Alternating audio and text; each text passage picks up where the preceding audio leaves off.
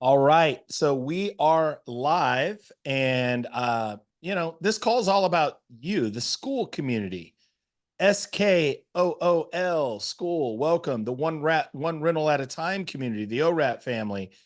Um my name is Ty Leon Guerrero. I go by TYLG because that's nice and simple. And what I'm going to do today is I'm going to share just really a more live Q&A. There's a free course I gave to Michael to the one rental at a time community. I now charge $350 for that course. You have it for free in the school community and for one rental at a time. And today is a support call for specifically creative finance. And so I don't know if you can see to the left or to the right of me.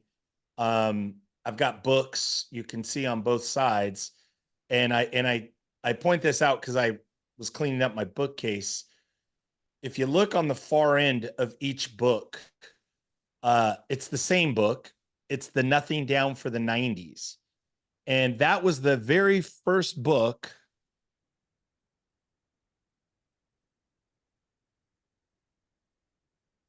In fact, I'm nostalgic about it, so this is fun for me.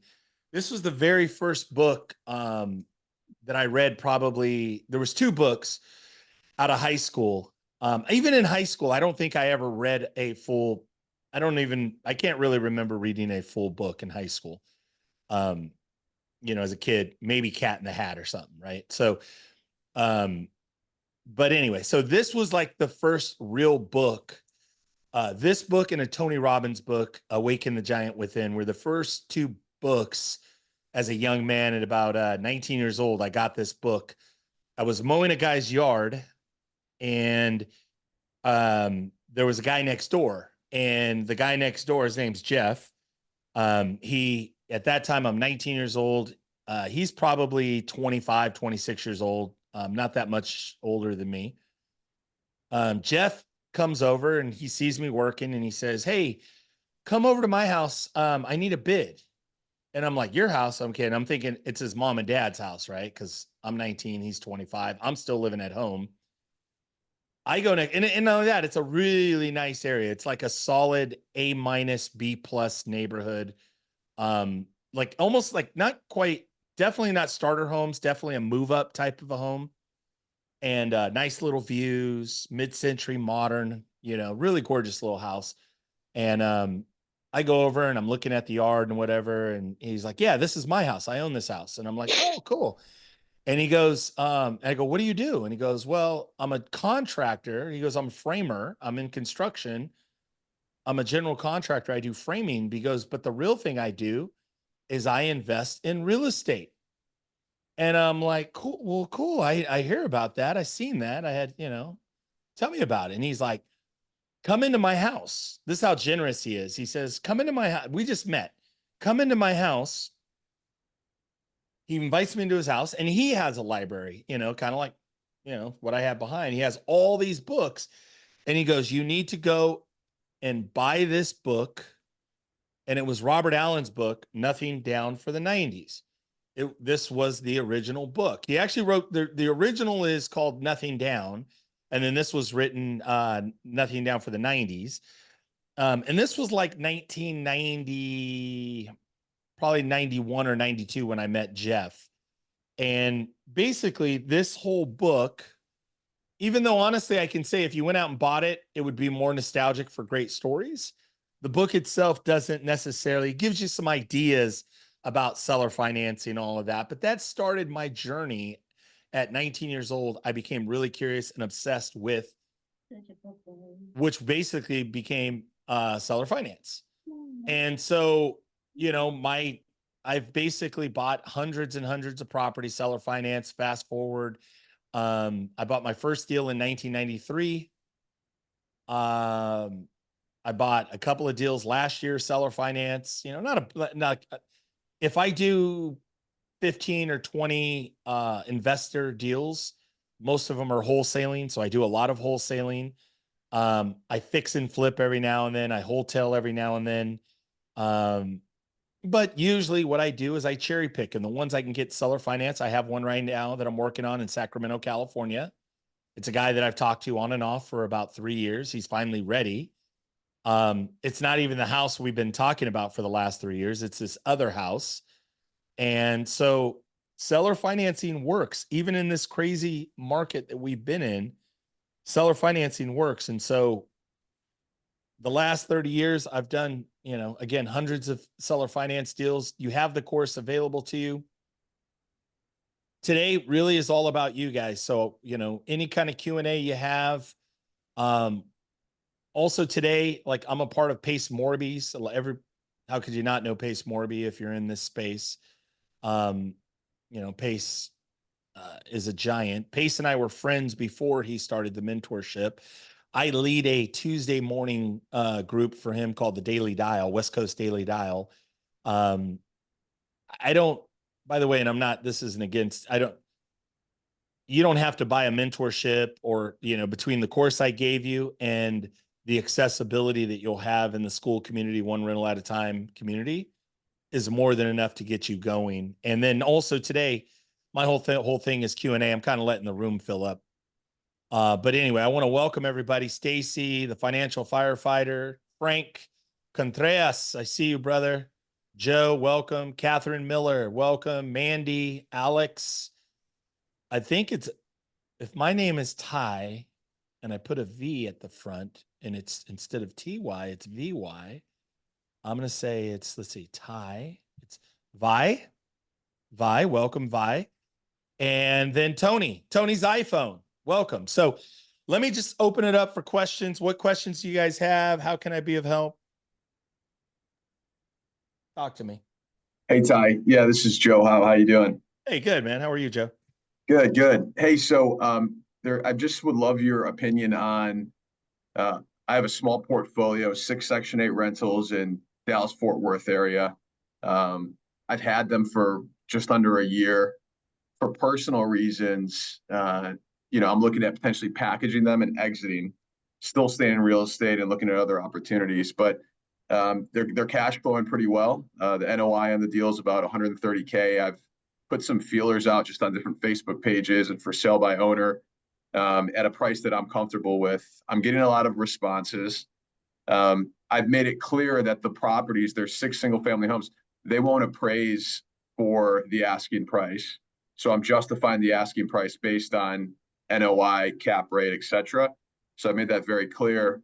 So therefore, traditional financing is off the table for most buyers. Cash offers are great, but those might be few and far in between. I'd love to just get your opinion on some other ways that I could package this, either through seller financing. Some people are asking about subject to, but as a seller, I'm not sure how I feel about that. I want to minimize my liability since it is Section 8 and things happen. A higher risk probability with Section 8 tenants than non-Section 8 tenants. So just want to get your perspective. I personally, I like the idea that you bundle them and sell them on net operating income. I personally don't know any buyers that buy based on that, or if they do, usually bulk. The idea is that in single family, the people that are going to buy packages in bulks typically want discounts at bulk, and the idea is that, typically bulk buyers, but I'm sure they might exist. Somebody who buys on net operating income and somebody's willing to pay. I say this respectfully. I say this jokingly. This is a joke. There's an ass for every seat. There's an ass for every seat, meaning, physical, the buttocks, there's a chair, there's somebody to sit in every seat, meaning there's somebody that probably would buy this package and overpay for it, or, overpay based on the valuation, based on net operating income. The other way that joke makes sense is an ass, like somebody who's not very smart could buy that, there's an ass for every seat. Again, I'm saying this metaphorically and joking. Yeah. There's probably somebody that would overpay for it and buy it on that portfolio. Although most people I see that buy on packages, they're usually looking for a deal. So just that's my experience. if you sell, you could want, I think you're actually, if you one off them based on the individual NOI, that might maybe get it, maybe not. I would not sell on subject to your name. You signed for these loans. That's right. Yeah. Subject to is great to buy from somebody who is, again, and I'll go back to my hero book, my hero Yeah. story of Someone Robert Allen. distressed. Yeah, he has a saying called "don't want her," and what a "don't want her" is somebody that, I don't want this house. I don't want this house. I just want to get the hell away from it. It's a distressed seller. Yeah. Those are the people that typically sell on seller financing. And I don't know. I don't care. Yeah, sure. I'll carry the paper. Just make it go away. I'm sick and tired of being a landlord, or I'm sick and tired of. So I don't think you do that. I think if you are going to sell them and you want to get a premium, where I've gotten premium is if you offer seller financing. I personally like to sell on a lease option. So what I'll do is an example. Let's just say it's a $500,000 house. If I can get a $50,000, $75,000, $100,000 down payment, i.e., a option consideration is technically what it would be, and it's usually for somebody A, doesn't have tax returns, B, somebody who can't qualify for a loan right now. Typically, too, I'll see, like, as an example, this is a very, very common tenant buyer for me. It's husband and wife. They're having a divorce. They own a house now, but they've actually been fighting. They're behind on payments on their house, but they're each getting $100,000 when they sell the house in the divorce. They sell it. They both have $100,000. They've been a homeowner for 20 years, but their credit is so beat up. So, and they can afford the payment. It's just their credit's so beat up. They can't get financing. So somebody like that will come in, put $50,000, $100,000 down, give them a 2-year, 3-year term. They're responsible for all the maintenance. They're responsible for anything less than $1,000, anything that breaks. As an example, you could cap it at different numbers. $1,000 is just random what I threw out. Anything above 1,000 typically is going to be an insurance claim. But they're responsible for all of it. And the idea is that you sell it at a premium. If it's 500, maybe I'm selling it at 550, a future value. I'm getting the $100,000 down as option consideration. And let's just say if rents were $1,800, maybe I'm getting a payment of $2,800, but 500 of it is applied toward their purchase price. So does that make sense, Joe? It does. But you would stay away from seller financing. Like there's been a couple people that have reached out that are more on the commercial side. So they typically buy off NOI cap rate. They're trying to get into the Section 8 space in an area like Dallas Fort Worth.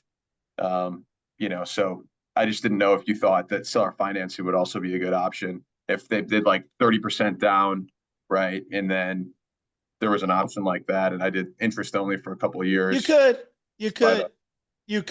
do it too. I think with a big down payment, 30% down, I think, yes, I would do it. You could do it in a wraparound, but what I would do is I would be you yourself, either A, you hire a servicer or you are the servicer. And then also too, I would just have a lot of clauses in there that you can accelerate. You're in Texas, so I don't know how fast foreclosures are. Here in California, people play a lot of games and there's a lot of consumer protections. And so an average foreclosure here is about 1.5 years. Oh my God. But that's on an owner occupant. On a non-owner, it should be 4 months plus 21 days. So, that's the thing is the problem is that it's easier to get a tenant buyer out than it is to get a purchase when you're carrying the paper. But yeah, you could carry the paper, do a wraparound mortgage and carry the paper, get a premium, charge a 8 or 9%, 10% rate, interest only. Yeah, you could optimize for sure. Yeah, you definitely could. The problem though is if they start non-performing, it's just harder. It's going to be costly because you've got to do a foreclosure and you don't have the same skill that a bank does or a mortgage company does. So that's all. Yeah. So yeah, I mean, how costly are we talking for something like that? Like 10 grand, 20 grand? 8 to 12 grand is normal, but again, if they're fighting you, yeah, to foreclose in California, what I've There's seen. six, right? So that's significant. Well, the thing too, though, is that if they fight you, and like as an example, let's just say that you sell it to an investor, an investor is going to be a little slicker, potentially, you know, um, maybe a little bit more resourceful. So if they can try to tie you up in court and litigation, because they're trying to either A, save their portfolio, or B, they're trying to just milk it, because, it's just hard to say. If you get tied up into litigation that then transitions into a bankruptcy, it can be expensive. But if you have a 30% down, that's a good cushion, So what are the values on these? 400 grand, 300 grand? As far as the appraisal value, Per unit. Yeah. Per house. about 215, right? I'm actually the way I'm packaging them though is the asking price is around 270 per door, based on the NOI and the cash flow. I mean, the cash flow is really strong. So I'm in it for about 1.3. I'm asking 1.65. We'll see if that happens, right? I'm getting a lot Yeah. of, that's the crazy thing. So if I were to get 30% down, it's about 500,000. I've got about 840 of debt on the deal. So could I then just, I don't know if I could just take that, pay off the notes anyways, and then I'm just kind of collecting. I don't know what happens with the title. Do I transfer the title immediately? All those things. I'm just trying to learn that. So Yeah. So if you seller finance, you are going to transfer the title. If you lease option, you're not transferring the title. That's the other part, is you still retain your ownership. You could potentially, retain your tax benefit of depreciation. In a lease option, you're still retaining all your ownership rights and such. So with seller financing, you are transferring title. You're holding the note, so you basically just become the lien holder. You're basically a junior lien holder. You could structure it as a first and a second, although I wouldn't do that. I would just do it as an all-inclusive deed of trust, which is also known as a wraparound mortgage. I'm looking up a resource right now, just see for Texas.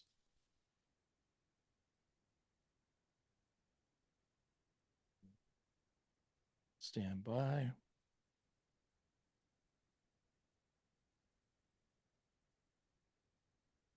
think this is him.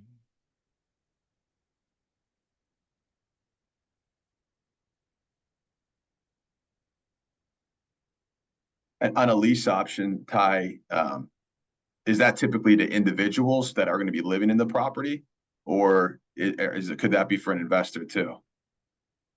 You could do it for an investor. It's usually owner occupants, Okay. but you Yeah. could do it as an investor. You could do it as an investor. The guy that's really resourceful, that is probably the best in the country, um, specific, and you just happen to be lucky that he is in Texas. And that's the thing, is I don't know some of the nuances of Texas law Yeah. versus California. California, I got nailed inside and out. And I think, again, everything I'm telling, everything we're talking about, Joe and I here for the group, is universal to, the US. Ideally, you want to buy on subject to, you want to buy on seller financing. If you're going to sell, typically it's better to do, I think, lease option, because you retain the equity and the ownership until they're ready to actually execute and get a new loan. Whereas if you do seller carry, you could do a wraparound mortgage. All-inclusive deed of trust is another way to state that. But Texas has a few nuances. I put in the chat. The guy's name is Scott Horn, and he is in, I think, Houston area. But he is absolutely, he does a lot of service work, and then contractually you could pay him and his team, and they'll put together, again, very specific to Texas. He's So a he's Texas an guy. attorney. Yeah, he's an attorney. And Beautiful. I know he has services and such. He does services where he can structure deals and stuff. He knows about landlord. He can do a consult, all that. But specifically, if I were buying and selling in Texas, I would get, my contracts blessed by him. Just again, because you want to make sure, because it's state by state. All my contracts are California. Makes perfect sense. So I'll do some more research on lease options and all-inclusive deed of trust Yeah, wraparound. wraparound mortgage. Yeah, if you are going to sell it, I would do it on those. We want to buy subject to, we want to buy seller financing. If we're selling, we want to sell wraparound mortgage and or even better lease option because it gives us the greatest amount of control. You would never sell, and personally, you would never sell subject to unless you're just absolutely, I would say, not desperate, Yeah, I'm not. but I'm you're not. just like, I just want out. That's because your name is still on the loan. You would still be on the hook. Now, No for way. somebody who's about to lose the house or somebody who says, F it, I want out of this, that's where it makes sense. And I'll give you guys an example. I did a deal last year. The guy had cancer. He abandoned the house. The house sat vacant for 18 months here in the San Francisco Bay Area. Him and his wife, they moved. They were traveling around the U.S. in an RV because that's what his last remaining time on earth, that's what he wanted to do. And so the house was vacant. So when I reached out to them, they were like, "Oh, we don't want anything to do with that house." They wanted the bank to take it. And I said, "Well, I've got something better. What if I were to buy it, take it over subject to, take over the existing loan, keep that loan in place. I'll start making the payments. I'll give you guys a little bit of money. It'll help you on your travels. But also, too, this will actually make your credit better because you're not losing it to foreclosure. You're actually, we'll get the loan back performing again." They go, "We don't care what, yeah, you sound like a nice guy. Sure, we'll do it." And that's literally a subject to deal I just did last year. So anyway, it's the idea that people are trying to wash their hand of the property typically. It's not Got it. something that we're talking to, like, by the way, there are people out there that will take subject to and try to talk it in like, "Oh, this is the good thing for you." Yeah. Well, I had a broker doing that with me over text last night. I'm like, yeah, listen, I'm good, right? He's like, send me the details of the note. What if they assumed the mortgage? Is that's that yeah, you're off the hook. okay? So if I A did a heavy full down payment, assumption package. Yeah, correct. that A might be an option. full, yeah, a full assumption package. That would work. So, Great. Appreciate and the help. yeah, come back around too. If I don't know how many questions, but I'm going to go to Yeah, I'll Catherine hang and out, and if there's time, I'll dive in a little deeper. just, Appreciate it. just raise your hand or unmute yourself because I'm happy to dialogue more if it's Thank you unclear. very much. Let me go to Catherine. Catherine Miller, welcome. Good morning, Ty. Good morning, everyone. Good morning. Um, I'm in suburban Portland, and I'm a licensed real estate broker here. I have been trying for about a year and a half to get my husband on board with some sort of, my ideal is to do long-term buy and hold, single family rentals. But my husband, I adore him. He's very intellectual, but he's also extremely conservative with money in particular. So and in Portland and in Oregon, it's a very landlord unfriendly state. So we've decided we cannot invest here. We've been looking out of state, a couple of places. And we've also talked with Jason Pritchard about either fix and flips or this wholetailing. You just mentioned that as well. And I kind of gotten a little excited about that because being in real estate, I could possibly come across a couple of properties that we could do that with. And as I've said to my husband, get chunks of money through that vehicle. And that way we're not dipping into our money, our capital, in order to invest in single family rentals. That's his whole issue, is he doesn't want to touch our money.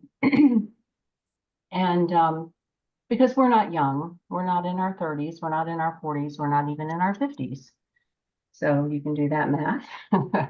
But so I thought about that. And then, believe it or not, this morning we were discussing it as I was dropping him off at the airport to go to his day job and go back to work.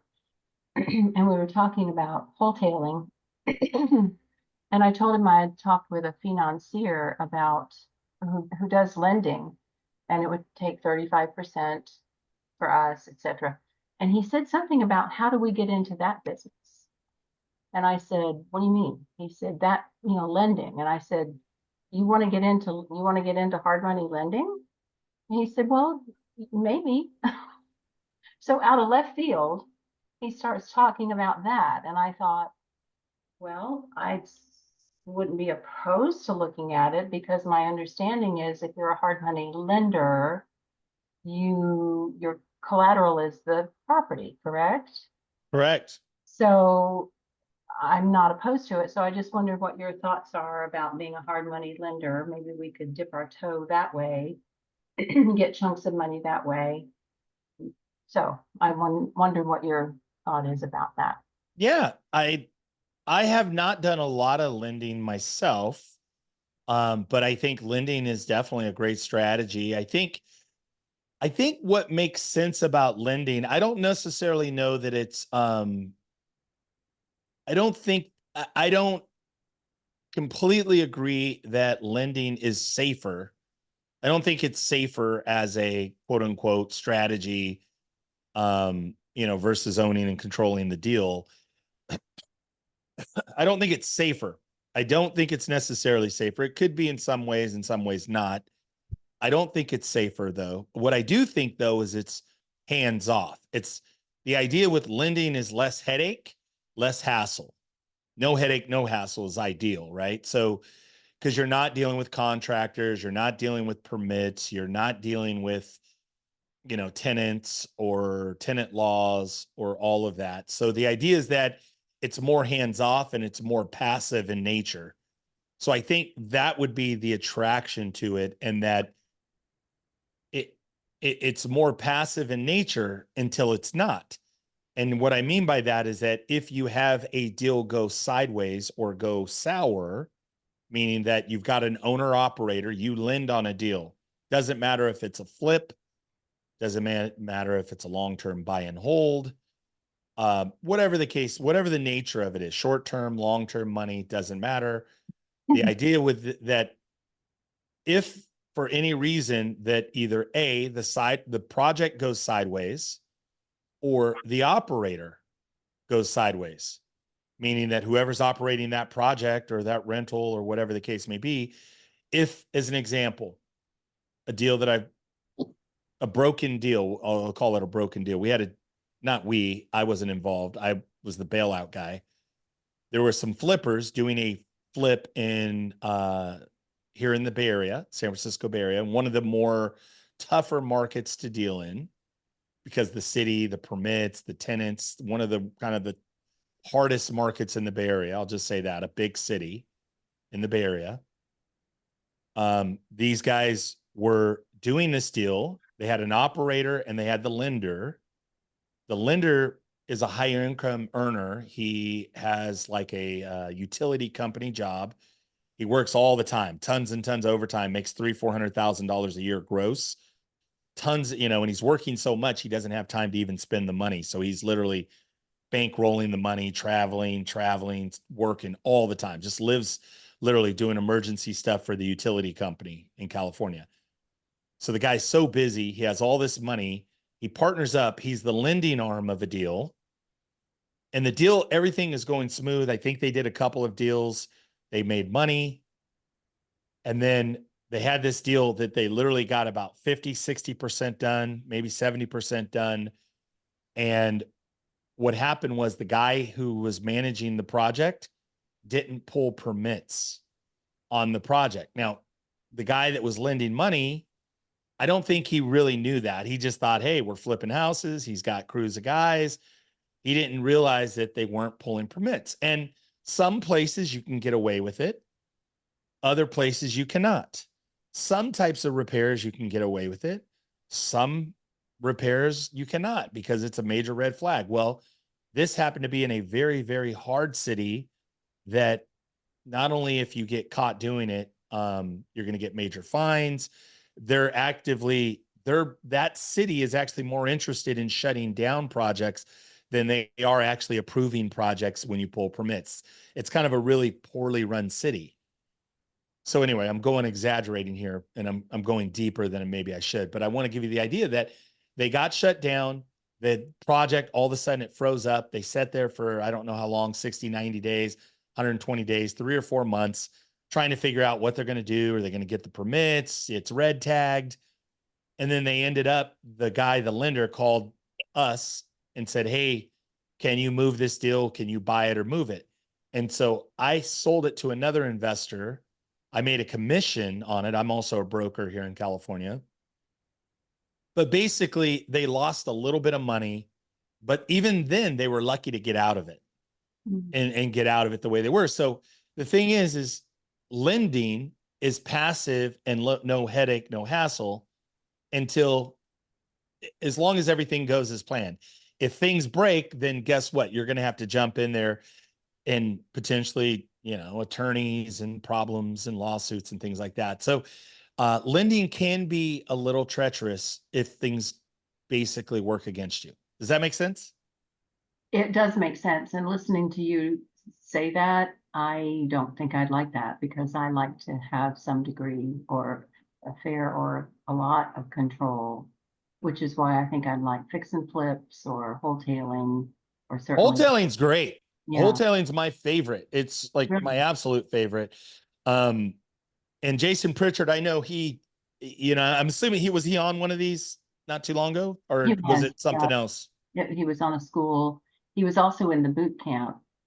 That's right. Months ago or whatever. So I feel like I was on that, but yeah, Jason, I feel like every couple of months or every quarter, he probably gets a really big wholesale deal. And, I know he's had several of them. I've had several of them. I had one this year, probably about 100 and, I don't want to exaggerate, 140, 135, maybe 160. I can't remember, but I had one in January, February. And just incredible, right? It just closed on the deal. I actually didn't even have to clean it out. I closed on it, and then somebody else bought it right behind me. And very, very, again, very little to no risk as long as you're buying right. I did one out of state. I actually did two of them this year. I did another one in Oregon, which in Klamath Falls. Oh You yeah, know Klamath Falls? I do. Yeah. And by the way, like Kenny Wong is on here. He knows me. Kenny and Jen, we've been friends for probably a couple years now. I am adamant I never buy out of state. And in fact, I'm so adamant. I'm like, you only buy in where you can go and see it and touch it. That's my rule. That's my hard rule. I'll only buy within, I live in the East Bay of the Bay Area, and I'll buy basically about an hour, 90 minutes, drive from my home is, geographically. Well, the financial firefighter I mentioned, my buddy, is a fireman, retired fireman. It was a family friend of his. He called me, hey, I've got this deal, Klamath Falls, da da da da da. It's in foreclosure. It's a family friend. I knew the family friend. And I was like, I don't know. And we ended up buying it so good. We bought it, at such a good discount. But not only that, the family was like, look, we just want out of it. Just get us what we can.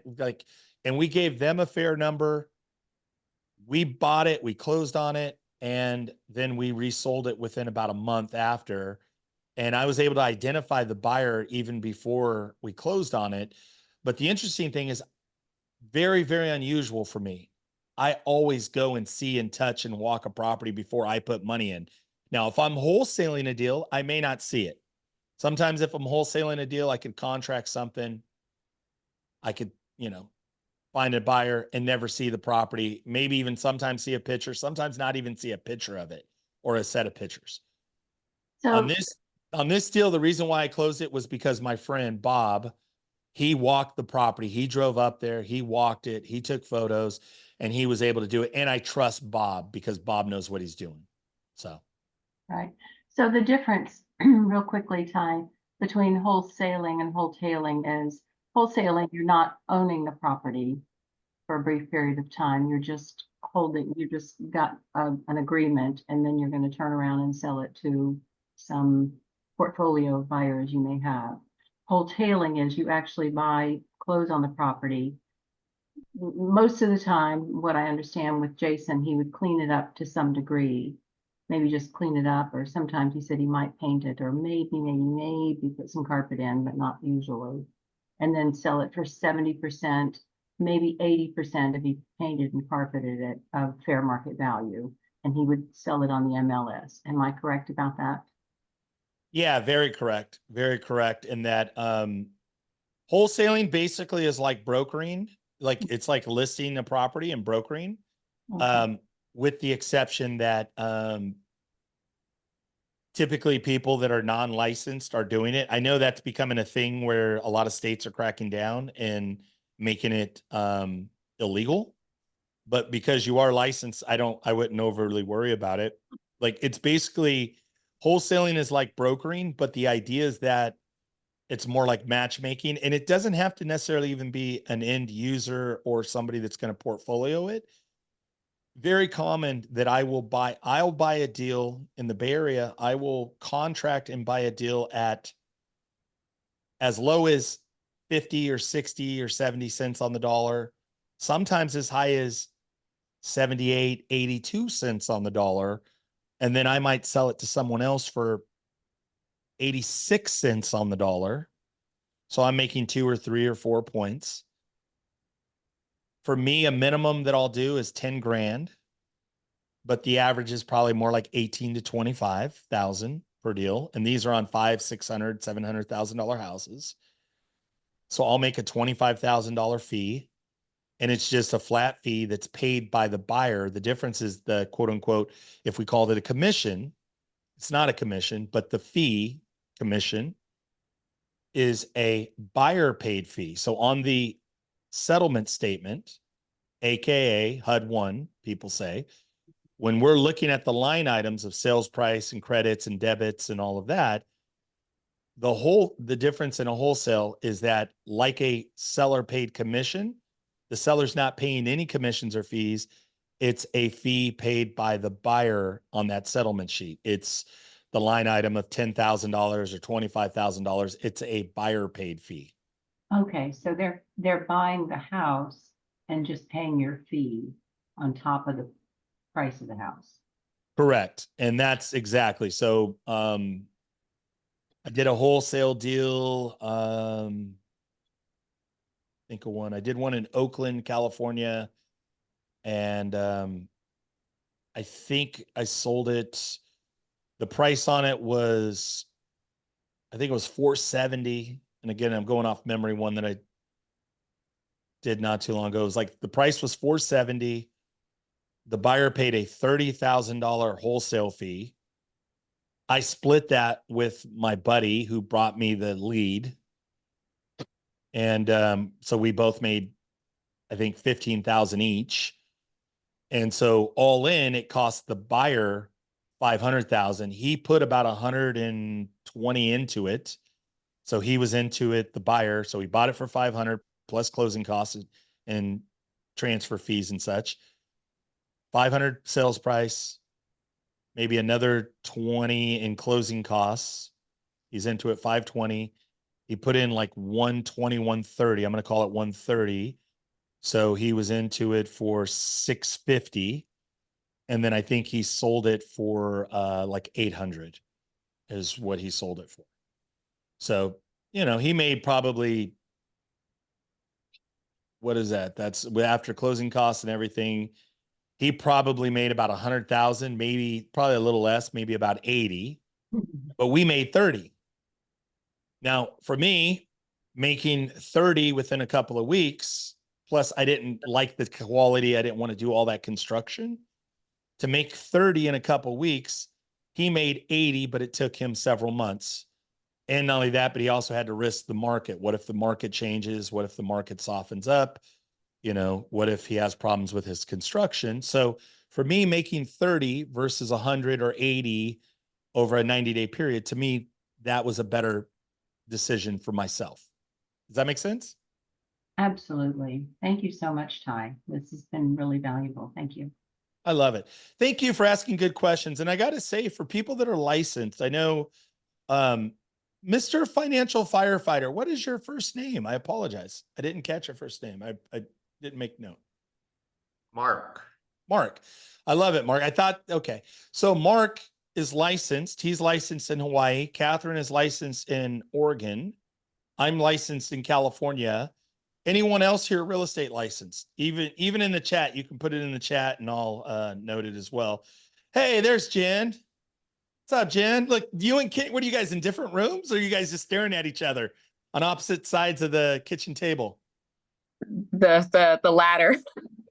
Okay. I love it. I let you guys just, we're not going to share a computer. We're going to, No, we don't have Wi-Fi in the house. We're on our phone. I don't know. That's another problem. So yeah. Okay. Okay. That's funny. I love it. Well, welcome. It's good to see you guys. I love that A's mug, Kenny. The Sacramento A's. Yeah, go Sacramento A's, right? Yeah. What's good in your guys' world? What are you guys up to? What are you up to, Kenny? Nothing much. We just have a couple properties we're just trying to stabilize right now. Okay. But other than that, that's the thing we're working on right now. Right on. Where are those in Texas? They're short-term rental properties. The one's in the Smoky Mountains, which we have another one there before. And then another one was in another market that we've looked at before. But we have some Jen has some investor friends that we're kind of following there, that they're kind of helping us with that one. But it's a market we've done research before, even before going to the Smoky. So we know the market, at least in terms of, price and all that. I love it. So, I love it. That's the two latest projects we're working on. Yeah. I love it. So Jen and Kenny are a power couple. They're very active. They live here in the Bay Area. They invest out of state. And what I will say is they're a power couple from Silicon Valley. So they're really smart, great operators, good people, great family, all the above. Yeah, so they're doing it. And and we've gotten to know each other over the last couple of years. Is there anything I can help you guys with? Or even if it's non-seller finance or creative, is there anything you need help with? Everything. Day to day. No, I mean, I think that we had to join late, but I mean, I think on the creative and seller finance aspect of it, I can't speak for Kenny, but that's always been like a struggle for me, like where we fit just within the whole spectrum of things. Like for me, not Kenny, but for me, he was happy being a buyer. I don't know if everybody else on this call has dealt with that, but I thought I could try to wholesale and try to call people, agents and sellers in Texas. And I've been struggling to try to find my place. I know, Ty, we talked about that at the event in February, where somebody like me with a full load, but just feel like I want to level up with skill, right? And have resources like you, and pace and everything, try to find my place there.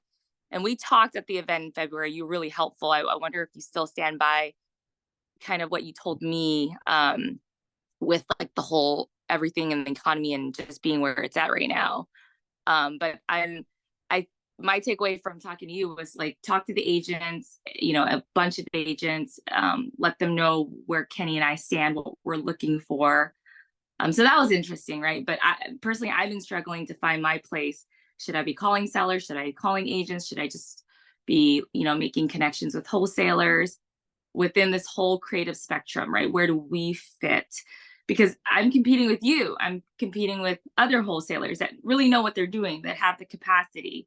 And then my other question to you during the event, that maybe you can share with the rest of the audience, is if we wanted to wholesale, what's the strongest method, right? As far as cold calling, as far as texting, going to seller, going to agent, for somebody like us with a W-2, right? If you go back to the Orat family, that's most of us.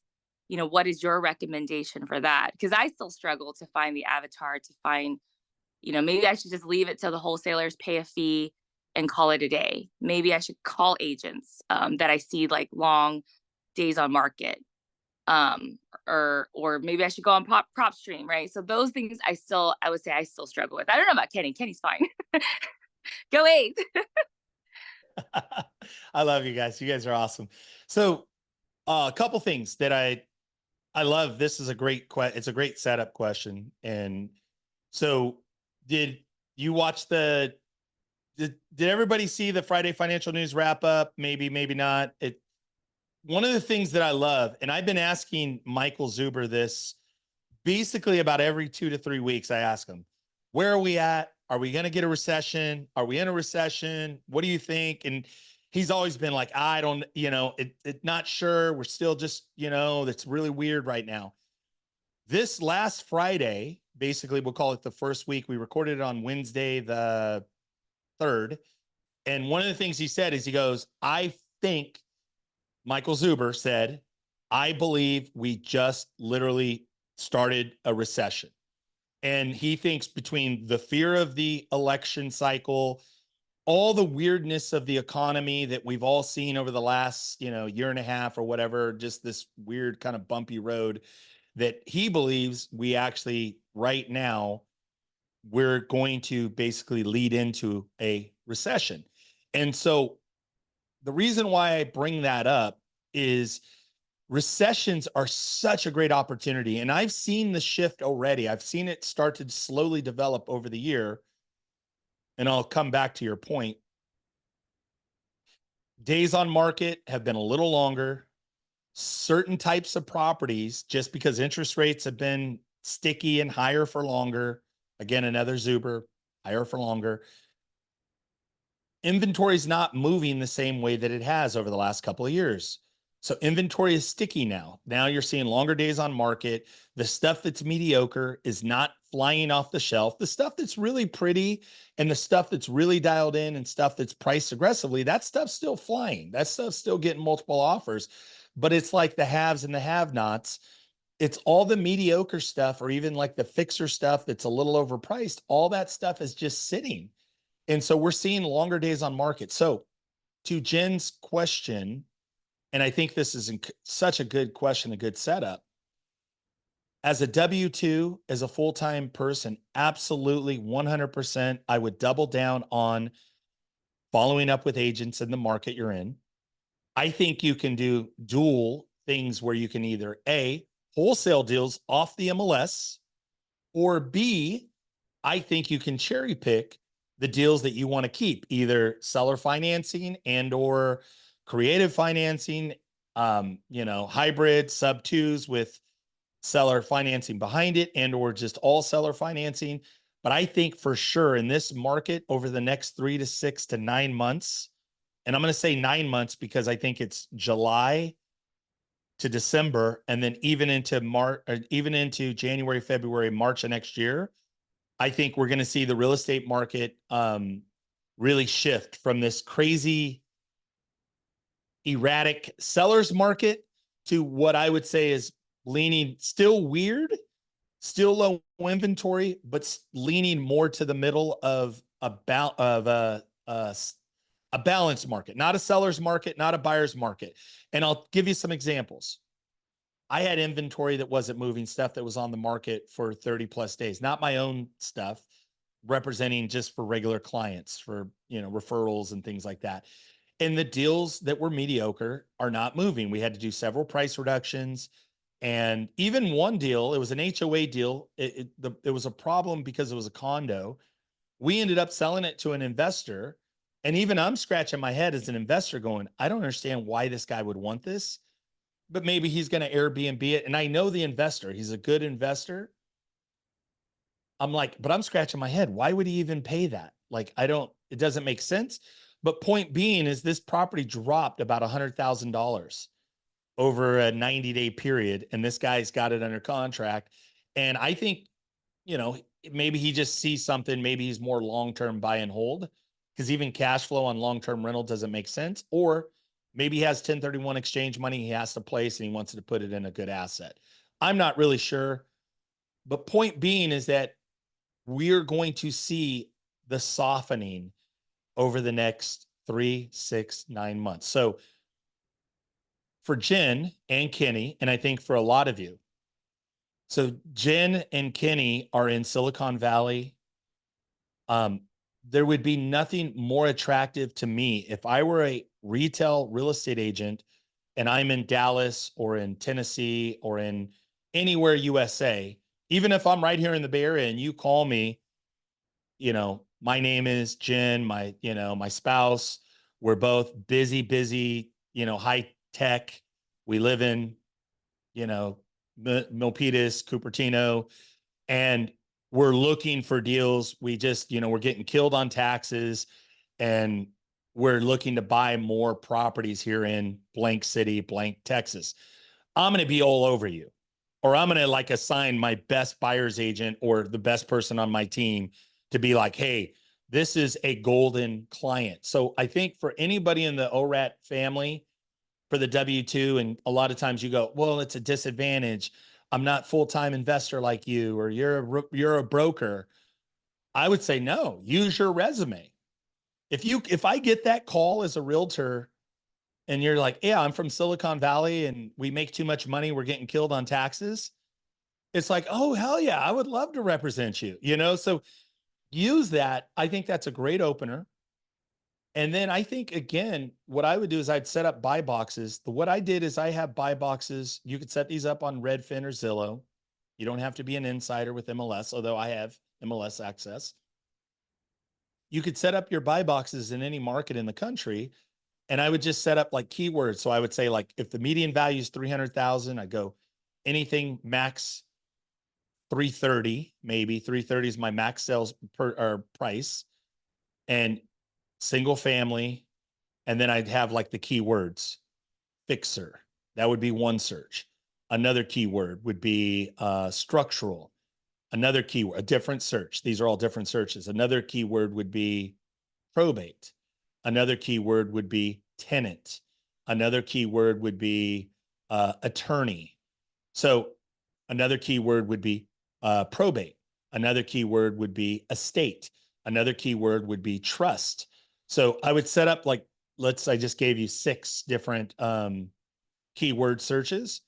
And so max price 330, single family homes. And then every day I'm looking at that to see, did anything pop up under the fixer?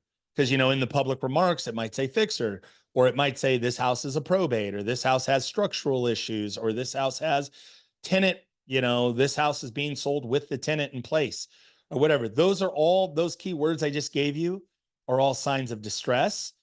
And so then what I would do is I see those every day. I call the listing agent, introduce myself. Hey, I'm Jen, I'm Kenny and Jen, California, from Silicon Valley. We're getting killed in taxes. We've got to buy some more properties before the end of the year. Tell me about this deal. Do you have anything off market? Do you have any other fixers? Do you have anything else that might be an opportunity? Anything, maybe seller financing? And that's what I would do. And then I would just set up a tickler. And the idea is that, think about if you could get in any market, whether it's Dallas or Waco or Chattanooga, or I'm making these up, but you get what I'm saying. Like, if you had these different markets that you're going to be in, and just think about, if you had 10 or 15 agents, now you've touched them, you hang up the phone, you text them, hey, it was great to talk to you. Please keep me in mind. Here's a copy of my digital business card. You also send them an email 2 or 3 days later. Hey, again, thank you for taking the time to talk with me, and then a week later. So the battle rhythm, right after you hang up, text, email. 3 days later, text, email. A week later, text, email. Every 10 to 21 days, text, email, phone call. And then if you're busy, potentially you've got some kind of, you guys are Silicon Valley, maybe you have some kind of just auto. And the texts and the emails are very short. Hey, Kenny, just checking in. Any new deals, anything, whatever happened with XYZ Street or whatever. And sometimes maybe you'll pursue it and you'll put an offer in on that deal on the spot, right? Sometimes you will. Sometimes you make a low offer. Sometimes if it's, maybe you make a creative offer, kind of depends. But the idea is that I think you can definitely wholesale and I think you can definitely find deals, but I don't know if that even helps. I think maybe I got carried away. So was that helpful, Kenny, Jen? It's okay. Yeah, it's all Yeah. right. Yeah, that was helpful. No, it's helpful. It gives me some direction of where to go, because I think sometimes I go all over the place and then basically nothing gets done. Okay. Because you want to try everything. So no, that was good. And I do like it. I do listen to the Fridays and the wrap up. And I love that you bring it back to the community, right? Because Zuber gives a lot of good information, but I like that you're like, okay, so out of all this, how does it benefit, the Orat family? So I always listen to that. I always love that you bring it back to see how we can benefit for the week and what we can do with it. So I appreciate that. Thank you. And I will say that I did a coaching call with somebody yesterday, and one of the big things they said is this next 3 to 6 months, we want to buy better. So like I was explaining, this guy's got like 3 flips going. He's done 5 flips already this year. He's in Southern California. He's a full-time investor. But one of the things I said is that going forward, because the nature of the market, the time that we're in this potential recession that we think that we're potentially just starting into, I was like, every deal you get, like, I want you to negotiate just a little bit harder and squeeze an extra 3 to 5 to 8% discount lower, because either A, you're taking on more risk. So I want you to be rewarded with more equity and or margin. Number one. Number two is that you may need that extra 5 to 8%, 8 to 10%, 3 to 5%. You may need that on the back end to exit out of a deal. You may need to drop your price, or it's just hard to say what the economy and what the market will be, 3 or 4 months from now, or when you buy a deal and you're flipping a deal. So the message to everybody here is that, again, I think there'll be a better opportunity to be more aggressive on price. I don't necessarily think that, again, I don't think the market is collapsing or anything like that. That's not why I'm saying it. I'm saying that maybe potentially your holding times might be a little longer, and or the fact that if you are going to buy a deal and close on the deal and flip it or keep it as a buy and hold, I just want you to get a little bit more margin and a better spread. I think it'll be available to you over the next 3 to 6 months. I think there'll be less players actually playing. I think there'll be less people chasing these deals, because I think a lot of people are discouraged. A lot of people are beat up. And I think a lot of people maybe even leaving the industry. So I just think there'll be a better opportunity to negotiate just a slightly better margin. Hopefully that makes sense.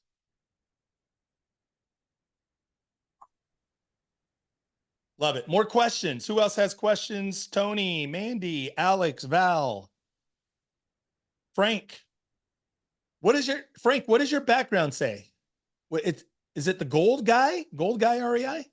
Old guy REI. Yeah, thanks, Ty. You're Yeah, too young. You're too young to be old. Most days I don't feel that way, but we started a YouTube channel a few months ago with Zuber and Dion and a lot of people in the group because we just got started on our second journey in real estate after a rough start in 2007, losing everything, bankruptcy, and all that good stuff. But we wanted to document our journey from the beginning now, because I think that's where a lot of us needed the help. So we're fairly new. We got our first property in 2021 and have a small out-of-state portfolio now. Nice. Well, good job getting back going. That's for sure. Yeah, thank you. I'm really happy that we were able to do it. Where do you live, Frank? I'm actually near Santa Cruz, California, in Watsonville specifically. I know Watsonville. Oh yeah. Yeah. We met a couple years ago in Fresno, and we've actually, I think we were able to actually do a small project for your team in Santa Cruz on one of your clients' condos through a friend of ours. I'm drawing a blank on his name, Ulysses Tariquez. Yes, that's right. Was the deal in Modesto, or was it? No, it was a condo. Yeah, it was a And little condo in Santa Cruz. that's right. Thank you for that, man. I forgot. I Yeah. knew it was like, God, this guy looks familiar in your name. Thank you for that. I do remember that. Thank you for doing No, that for us. yeah, no, it was great to meet you. I appreciate your time today too. I don't I don't have many questions about the subject, but we're getting ready to go through what you did give Zuber in the school community and the seller financing class. Just another tool, you know, to have ready to use if the opportunity arises. I don't see myself really chasing deals, seller financing deals per se, but you never know what might happen, and it's been proven in other aspects of our investing journey. Just people you know, things you learn, and being ready. Where do you invest at, or where? We're in a few different states. We're in Missouri. We are in Indiana, Illinois, and Milwaukee. Nice. Which one out of those do you like the best? We're liking the St. Louis market right now. There we're buying 2-1s, 3-1s. Pretty much you can pick just about anything off the MLS and it'll cash flow there. But now that we have a couple in that market, we're looking for better returns. We were on talking with Millennial Mike yesterday about our next project should probably be a burr in that market specifically. So we're going to get back with our agent there and see. She's been looking specifically for turnkey type properties, but I think to stretch our dollar, we're going to need to go the burr route. 100%. I love it. And what is the average acquisition or in St. Louis? Like, what are the price points like? Right now, 2-1s typically, if they're in pretty good condition, go between 70 and 80,000. 3-1s about $10,000 more. We're under contract. Well, we're under contract right now for one, but the video that our agent sent us brought up a few more issues than Zillow, you know, the pictures on Zillow and things like that. So we're considering negotiating on that a little bit versus just saying no to the deal, because prices are, even in that market, prices are starting to trend upward a little bit. So we're and you know, we mentioned my age. I always say I'm the old guy. I'm 60 now, and when we started, you're young. So there's still some time left, I hope. But we you know, we're investing for cash flow because we're at this spot in our lives. Don't want to put a lot of, or I should say, don't have a lot of time to wait for appreciation, you know, in that respect. So cash flow is what we're shooting for. I love it. Well, first of all, let me tell you, 60 is young. So, and I'll say this, that I'll be 53 next month. And so now 60 has to be young for me. Yeah. So, absolutely. It's interesting. You see the wine right there? When I point, you see the wine? Yes. That's a guy, he's a billionaire, a friend of mine. And I met him shortly. He had just turned 60. He wasn't worth $1 billion then. He was worth a couple $100 million then. But anyway, so what I was going to say is now he's, let's see. So what did that be? That he's like 70. I met him. He was 59 turning 60. And now he's like 75 or something. And he looks exactly the same. And he's the exact same guy. Only he's a billionaire. So multi-billionaire. But anyway, no, dude, a lot can happen, right? I mean, even for that guy, he was worth a couple $100 million. And now he's worth a couple billion. So a lot can happen from 60 to 75. And by the way, I want to say for the record, I have absolutely no interest in, and I think it would be foolish to even want to be a billionaire. In fact, I know this guy that was not his intent. He just loves what he does and he's really good at it. So, but anyway, a lot can be done, Frank, from 60 to 65 or 65 to 70 or whatever. So let me just say for anybody out there, 60 years is young. And, you know, even if I know there's people that think they're 35 or 33. I had a friend of mine, I wanted to smack him. he's like turned 33 and he was like, oh man, my life, I'm getting so old and I wanted to like, you know, and he's got all the things going for him. So I think it's all perspective. But anyway, I love what you're doing. I absolutely love what you're doing. And I want to tune in. So just tell everybody, Old Guy REI is a YouTube channel? It's our YouTube channel. Yeah. Okay. So if I go YouTube, Old Guy REI, it's going to pop up. Right. Okay. Well, I love that because I didn't know that. And I know who you are. I appreciate your work and helping out. Do you do any wholesaling locally in like Watsonville or Salinas or? No, no. In fact, that was a thought that I had while you were speaking is, I work with quite a few real estate agents in our local market. They've always had their eyes peeled for us to, you know, to do something like a flip or things like that. And I've done flips for them. But at the price points that we're at, because Santa Cruz, you probably know the median home price right now, I think it's 800,000 or 900,000. Yeah. And so that's why we ended up going out of state in the first place. And we're just doing long-term buy and hold. We were just doing what we knew how to do, you know, from the re-education standpoint. But realizing pretty quickly that we need to be able to reuse our cash to keep going. My wife will probably make this next year her last year teaching, so she'll be retiring. And you know, we're gonna, I guess we're gonna test out our little portfolio before I thought we would need to. But originally we got started because I didn't really have a retirement, and doing this, you know, just getting a few doors is going to help us in retirement substantially. So I think I'm glad we were able to get started, like I said, and being going through it for these 3 years since we restarted is starting to prove itself well worthwhile. But to your point,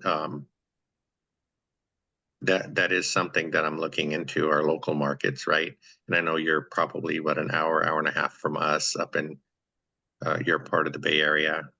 And I guess I was surprised when you were talking that there are so many deals you're finding. And I know with your years of experience that maybe it just seems easy for you, but I was surprised that you're finding deals to wholesale to other people and they're still being able to make money on the deals as well. 100%. It is. I want to be really clear. It's not easy. It probably looks easy, but I'm telling you, we work I'll tell you straight up. And this, I think, goes back to something else I said to Jen and Kenny. I've hated the market we've been in the last 3 to 5 years. I hate this market, the market we've been in, crazy. And, you know, a lot of people are like coming in and they're doing flips and they're making all this money. And they're like, look at me. I'm so smart and look at how cool I am and how like all that, you know, all the flexing and all that. And it's like, this market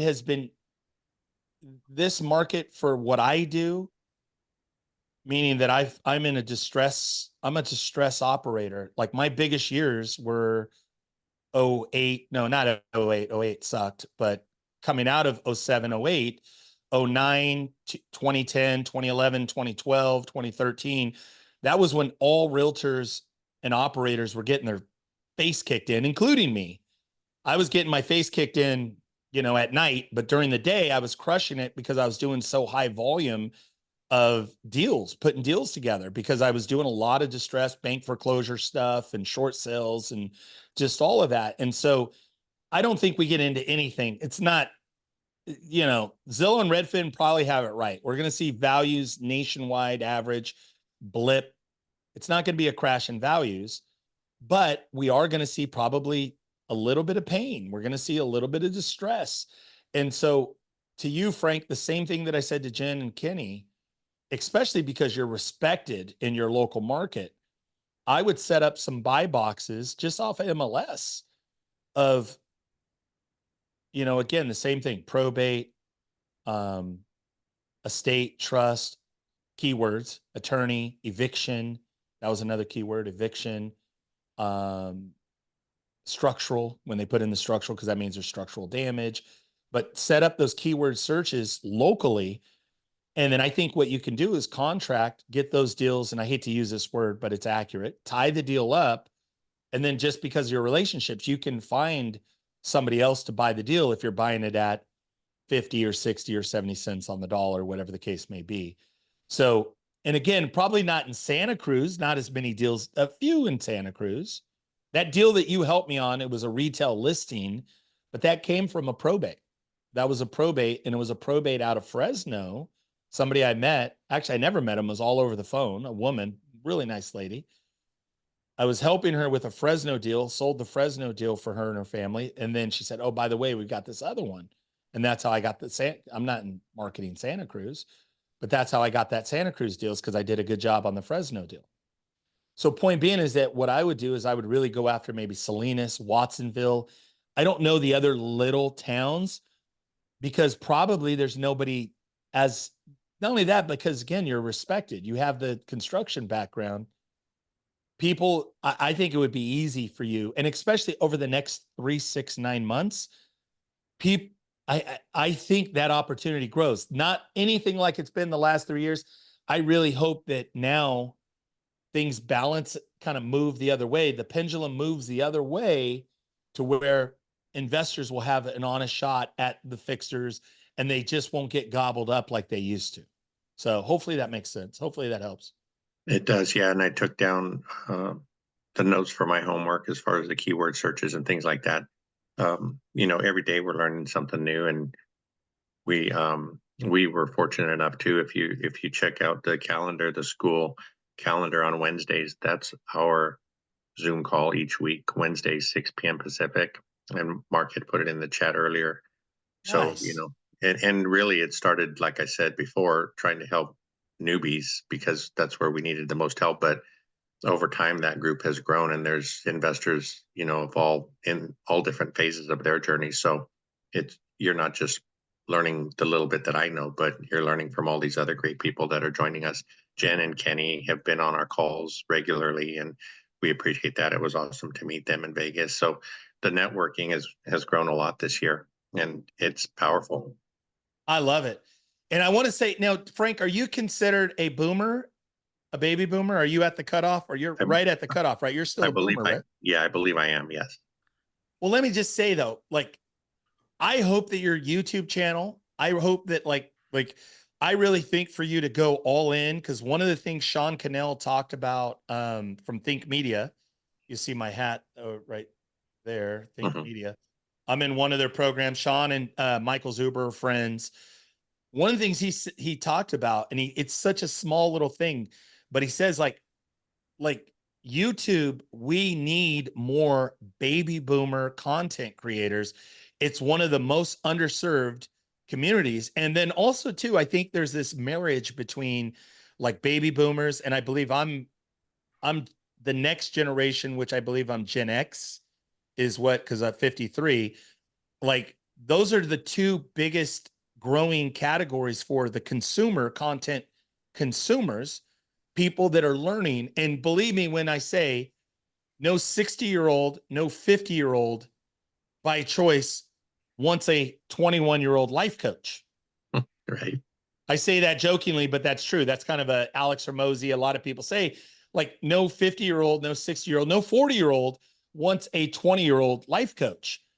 Right. And no disrespect to the 20-year-old life coaches, but I'm just saying like there's people that really are going to value what you're doing. So I really hope that, I think, go all in. I don't know what you're doing. I'm going to go look at it, and then I'll come to a Wednesday night. Every Wednesday night you're doing at 6 p.m. We started just about before the last Vegas event. We started doing Wednesday calls, and we've been lucky enough to do them every Wednesday, and we're on the calendar every Wednesday. So, you know, you people can jump in for as long or as little as they want. We usually go for 3 to 4 hours a night, and there's a lot of value there. I love it. I love it. And are you personally recording it and then also posting it on your YouTube channel also? Yeah, we're recording all the sessions, and then we're I guess dissecting them to pull out the best parts, and we're going to try to start reposting those. So good. So good. Are you using the AI tool Opus Clips? No, in fact, Mikey's not here, but we were talking last night about that, and I'm lucky to be able to jump on a Zoom call, being technologically challenged. I'm learning a lot about Zoom and YouTube, and today, like Mark mentioned, we're only doing our second live, so hopefully it'll show up. Dion has been a great friend, and he tutored us through that process of connecting YouTube and Zoom. So I guess we just have to practice, because at the beginning of the year I couldn't have even jumped on a Zoom call. I didn't know how. I love it. Well, I'm on your old guy REI. I've just subscribed. So now you have 211 subscribers. Yeah, I see your 32 videos. Yeah, I want you to blow up with this, man. I really do it, because I think, again, it's an underserved community. And I love, because again, I think too, for people in 50s and 60s, I think it's easy to check out and go, you know what? I just underinvested. I'm not, it's too late. I did the real estate. It didn't, it kind of worked out. It didn't work out, whatever. And that's not true, man. Cause again, there's so much available, so much more available. So I love it on every angle. So thank you, Frank, for being here. Yeah. Thank you for giving us the time. I love it. I think Kenny was patiently had his hand up, and then Joe, I saw you in the chat if you still have more questions. So Kenny, I went so long, dude. I'm like so long-winded. Oh, Forgive me. yeah, I just had a hopefully a quick question. You mentioned about margins earlier. I was just thinking, I guess, and generally speaking, if you're going to do a flip, like what is like the cash on cash return that you're looking for, or a minimum amount of profit that you're looking for? Such a good question. For me, I have a very specific criteria for flips. And so it has to be a house built 1950 or newer, because I don't want to deal with galvanized pipe and, just old, pre 1950s construction. So I want, like drywall and Romex wiring, things of that nature. So 1950s newer. And then for me, the other criteria is for a flip is 30 days or less in terms of construction and rehab renovations. So that's a big one. That's a really big one. And yes, you could kind of cheat code it a little bit, 5 weeks, 6 weeks, maybe max, if it has a lot of really good margin in it. But for sure, 30 days or less construction, 1950s or newer, and it's at or below the median. It's either or within 5% of the median or under 5% of that city, not the county, but of that city, because that skews really in the Bay Area. Like you could go Alameda County, it skews really crazy up versus, Oakland, or, like a little, even Oakland's weird. Like even in Oakland, because it's such a big city, by the way, I wouldn't even renovate in Oakland, but I use this as an example. In Oakland, the median's really crazy high. I would go that zip code, the median of that zip code or neighborhood. That's how, just because Oakland's so huge, or a town like Oakland.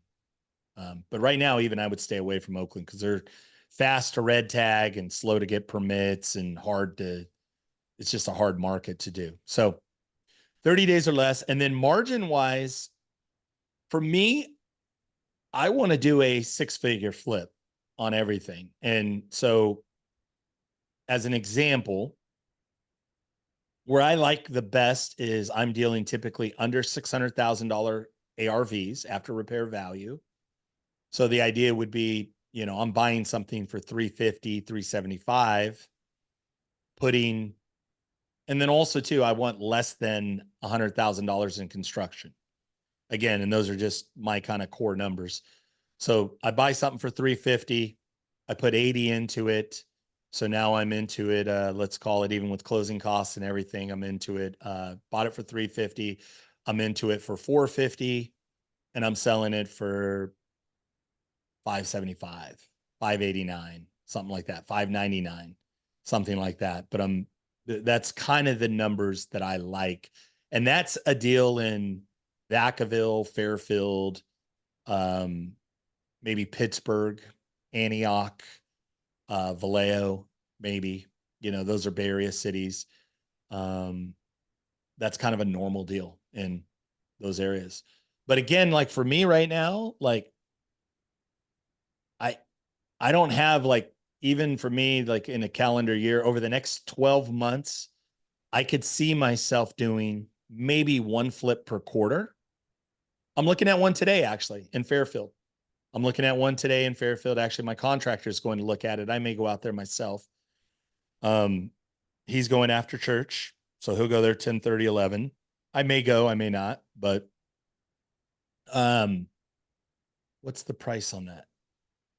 It's right in those numbers that I just said, though. I think the acquisition will be higher. I think the list price is $399, something like that. I think if we bought it for $399, $375, $420, $425, somewhere in there, we might have to bid on it.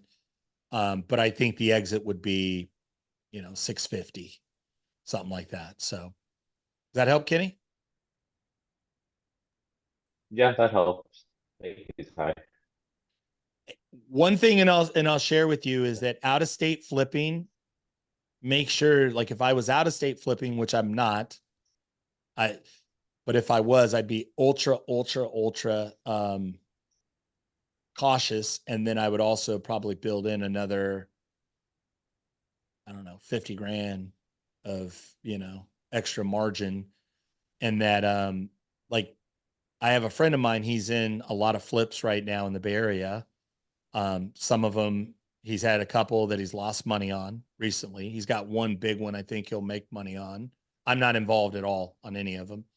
No underwriting, no nothing. He just, he's got another partner on him, whatever. He and I've done stuff together. But he's doing with another partner.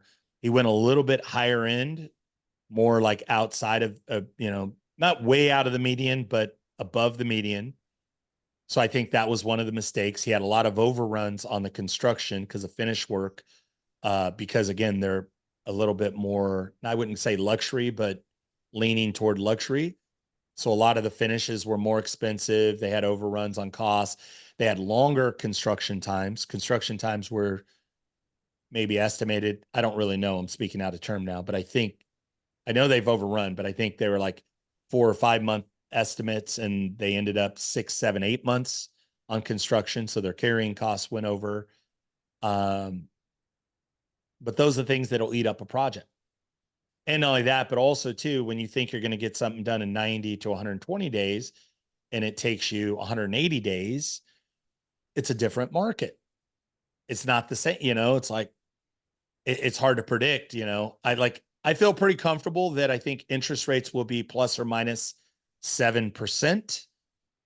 If you said, okay, September, October, I think if I were doing a flip, I would think, okay, interest rates are going to be pretty similar. Worst case scenario, 7.25. Best case scenario, 6.8 is the way I would like underwrite a deal if I was flipping a deal today, starting today, closing the deal, and I'm going to be selling it in September or October. That's kind of what I would estimate. But the problem is if I have to carry that deal into January or December, right? What are rates going to be? Now rates might be 7.5, 7.75. I don't know. Or I get lucky and they're 6.5. I don't think they're going to be 6.5, by the way. I think they're going to stay around, according to what Michael says, Michael Zuber. But point being is that's the risk you take. If you go longer, your carrying costs, that's another 5-8 grand of interest. It's slippery. I would say be careful with out of state stuff, man. Be careful. I'm trying to if I do one flip a quarter, actually, if I just do one flip every 6 months, if I do one flip in the next 12 months, if I do no flips over the next 12 months, that's okay. But what I will do is I will wholesale 5 to 8 properties every quarter. For sure, I'll do that. And then I'll probably, for me, because I'm a broker, I'll probably list, 8 to 12 properties, each quarter going forward. And then maybe I'll wholesale one deal, per quarter, maybe 2 deals per quarter. The other thing too is what I will do. This is something also. We didn't even talk about this. Theme of this call's creative. Novation. Maybe I will do, you know, ideally for me, I'd love to do like 1 or 2 novations between now and the end of the year. You know, but on a novation, I want to have at least 6 figures. And the idea is that for me on a novation, it's almost like 100% return because I'm banking on the idea that I'm going to do $50,000 to $80,000 of construction, maybe $100,000 of construction that I'll float. I'll put up that money. I'll carry that. We'll do the construction. I'm basically the novation. It's a fancy word for joint venturing with the owner. We get the property, we fix it up. And the idea is that I'm making $80,000, $100,000, you know, on the deal, on the exit. And then the seller's getting their guaranteed, you know, whatever that number was that they were really trying to get. Plus maybe they're getting a little bit of overage, right? So maybe like a novation, that might be something to look at also. Because you minimize your risk. Your only real risk out of pocket is, I did one out of state novation with a sub-2 student, and we lost. We lost our money. Fortunately, it wasn't a lot. I think we painted and a little bit of like cleanup, and I think we were into it for the EMD. I put up the EMD. We lost the EMD, and I want to say maybe there was $10,000 of $15,000 of cleanup that we were doing. And the problem is the house, and I don't remember the exact numbers. But the house was like, we thought we were going to exit at like 750. And this was like when the market really shifted, and it ended up like the house wasn't worth, we couldn't move it at 675, you know, and we thought we were going to exit at 750. And it ended up that we just had to give the house back to the seller. And it wasn't even like give it back to them because they owned it the whole time. They had moved out. They were going to move out and maybe put it on the market or do something. They moved into their RV because the guy was getting ready to retire. We did the novation. And then I think they ended up just listing it and sold it for 650 or something like that. So 660, I don't really know, but we lost our EMD and then we lost our improvements. We minimized, right? We had no carry cost. That was nice. We weren't paying interest on hard money, or we also were paying their mortgage, but it wasn't much. It was like $1,800 a month or something. So we paid like maybe 3 payments, something like that. So I think our total loss was like 15 or 18,000, something like that we split 50-50. I think something like that. So anyway, does that help? No, it's okay if it doesn't. No, yeah, sorry, I was muted. Yeah, that helps. Thanks. If it doesn't help, just say, no, man, that didn't help very much, but. It all helps, No, Ty, trust me. All right. Yeah. I would do some novate. I love novate. And Frank, for you with the construction background, novations would be awesome. I'll do a little mini thing for school. I'll do it for you guys. I don't want Michael to promote it though, because just so you guys know, I coach realtors on how to like basically, like I would call it like the hybrid model of realtor investor, right? How do you take a realtor? And again, kind of to Frank's thing too, is like a lot of realtors, because they're self-employed, are underinvested. They don't have retirement funds, and they don't really realize it. We don't really realize it until we're in our 50s. You know, it's like, oh shit, I didn't really plan for my retirement and I'm getting older, right? So that's really where I'm reaching out to, is it's realtors who want to become stronger investors. And so in my niche, in my coaching and stuff I'm doing, and I'm not promoting my coaching, you guys are in the best place, best value ever. But I'm teaching realtors how to do creative financing and subject to and all of that in the niche, but also too, how to grow their book of business as a realtor, how to become a stronger listing agent, how to bring more value to your customers, because I think traditional realtors are going to go extinct. I think they're a dinosaur, waiting for the meteor, you know, and the meteor, I think, already is on its way, that NAR lawsuit and all that stuff. I think the industry changes tremendously. And I think private equity, you know, Redfin and Open Door and Zillow and all these other private equity backed groups, I think realtors are going to get dismantled.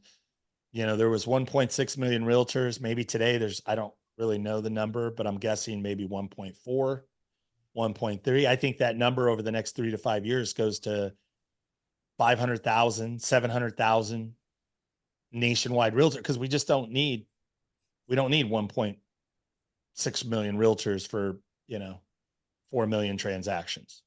Just, it doesn't make any sense. So point being is that I will do something Novation just for the school group. And I'll do that. I'll talk to Michael and we'll schedule it again in a Sunday for like 2 or 3, 4 weeks from now. And I'll present just for you guys, just on novations, and I'll teach it. I'll bring, excuse me, I'll bring slides and all of that to really help you guys. I think for you, Frank, I think even novations is even as good or better. I still think you build those buy boxes based on those key search words. Mhm. But I think too, you could pitch the realtor like, hey, what if we were to joint venture with the seller, with the owner? You still get the listing, but then I go in, do the improvements, do the fix up. And the idea that, again, using some of the things I said here, paint and carpet, a little bit of just not deep, heavy, maybe you're remodeling one bathroom or, you know, curing some dry rot, things of that nature, but you're getting the property up to, you know, a more palatable, presentable, you know, finished product. And the idea is that, you know, not only are you getting your construction piece, but you're also getting a premium in the participation of that profit of the upside of the deal. And so basically the essence of innovation is, and I'll give you guys Chuck Billy. I know Jen and Kenny probably know of. He's a member of Pace Morby's group. He's also a neighbor of mine and become a friend. We did innovation where the guy was a contract. The guy's a contractor, owned this house, but it was just a project that was sitting there. The house was empty. It was just 10 houses down from my in-laws. Chuck found it. I missed it. He found the deal. We ended up, we guaranteed the guy 600,000. The guy had bought it for like 500. He bought it, he owned it for a couple of years. It sat there. It was like kind of torn up, stripped, some of the drywall missing, flooring missing, weird, like a broken construction project just sitting there. Nice guy too, great guy, the seller. We guaranteed him 600,000. So he bought it for 5. He was guaranteed 6. He was going to get his $100,000. Chuck and I, and a contractor, we put in, I forget how much, but about 150 or 180 in construction. Chuck project managed all of it. I was the listing broker on the exit. It ended up, we made about 287,000 on the deal. Now that's a unicorn deal, total unicorn, just perfect timing as COVID and people were buying second homes and all that. I don't remember. I think it was in 21, maybe 22, 21, I think. But 300,000, almost 300, 280 some $1,000 of profit. And we split it 3 ways. So it was like, I made 90, Chuck made 90, and the contractor made 90. We all got reimbursed for our expenses. And it was a great deal. It was a phenomenal deal, like phenomenal deal. And not only that, but it's a great deal because I get to tell this story, because the story itself makes it's inspirational. So what would that look like today? It might be where, you know, that seller's trying to get 500,000. It's not worth 500,000. It's worth 425, 430, right? But if it were fixed up, it might be worth 550, 580, 575. If it were fixed, if it were really tuned up. So the idea is that we would guarantee the seller 430. You're going to get 430 guaranteed. We're going to go in, we're going to renovate, we're going to clean it up, we're going to do this, that, what the other thing. Sometimes, and ideally, I don't want to do a lot. I want to do paint and carpet. Paint, carpet, laminate, flooring, gray, white, trim, gray, brown, laminate, you know, maybe refinish the kitchen cabinets. We paint those oak cabinets white, and we do new countertops, quartz countertops, you know, new handles, pulls on the kitchen cabinet. Same thing in the bathroom. We take those, you know, yellow oak cabinets, we paint those white, put new tops and new, you know, maybe 6-panel doors. You know, we pull all the flat panel doors out, put 6-panel doors. We do let's call it a $35,000, $40,000 renovation. Ideally 30, whatever, 30, 40, I'll call it 40. So now I'm into it for, let's call it no closing costs, because we didn't buy the deal. So now we're into it for 470. And now our top line, we sell it for 570. The seller gets the first, what did I say, 430? So the seller gets the first 430. That all goes to the seller. I get my 40,000 in renovation. That's the next chunk of money that goes out.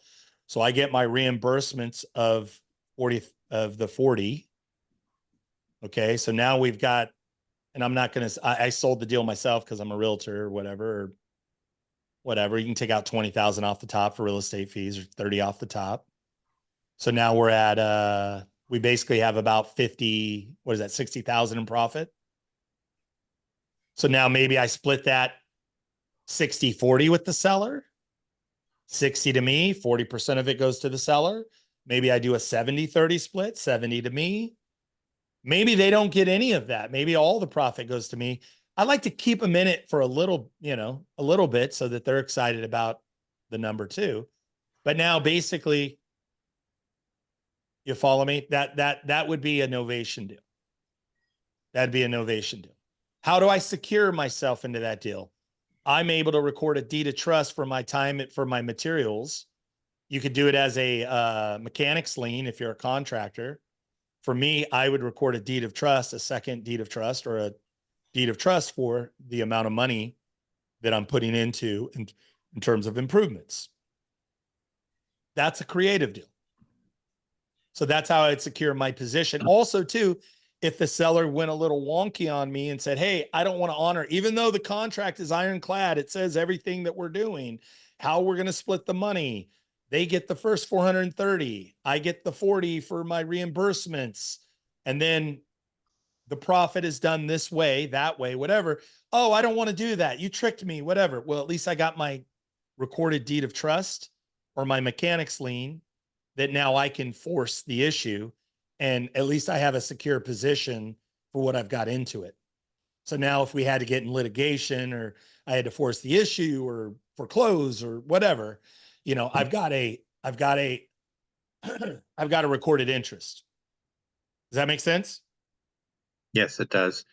One of the challenges that we face sometimes with homeowners, like I'm in the middle of a whole house remodel right now, and sometimes they can understand why it makes sense to improve the property before putting it on the market, because they're, you know, for example, this house we're working on right now, in the condition that it was in, it was livable, but it was old, you know, 70s, 80s maybe.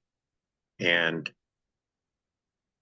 they don't understand that putting, you know, between 50 and 100,000 is going to get them a bit more money for the property, but it's also going to keep it from sitting on the market too long, right? It's going to sell right away. And in this case, we're lucky the house across the street just sold for $850 in that older condition. And now that this house is going to be all brand new, bathrooms, kitchens, flooring, paint, and everything, you know, they might not make a huge amount more than they would have if they just sold it as is, but they're going to sell it so quickly. I think that's a benefit in itself. Hey, I'm so glad you brought this up. This is such a valuable point. Everything, in fact, my whole entire business now is based on 2 or 3 principles of who I will work with. And that, number one, people have to be reasonable. people have to understand and see and respect the value that I'm going to bring to the transaction or to the situation or to the problem. They have to respect and appreciate that. And number three, there has to be a high degree of surrender. You know what I mean? They have to be surrendered. And that's one of the things too, when like somebody brings me a lead or a suspect, hey, I got this guy, da da da, and he's in pre-foreclosure and da da da da da, and I think it could be a deal and all of this. The first, like one of the first questions I ask is, okay, great, tell me about it. They tell me about it.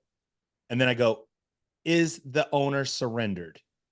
What do you mean surrendered? Are they ready to actually, are you ready? Are they ready to make a decision to help their situation?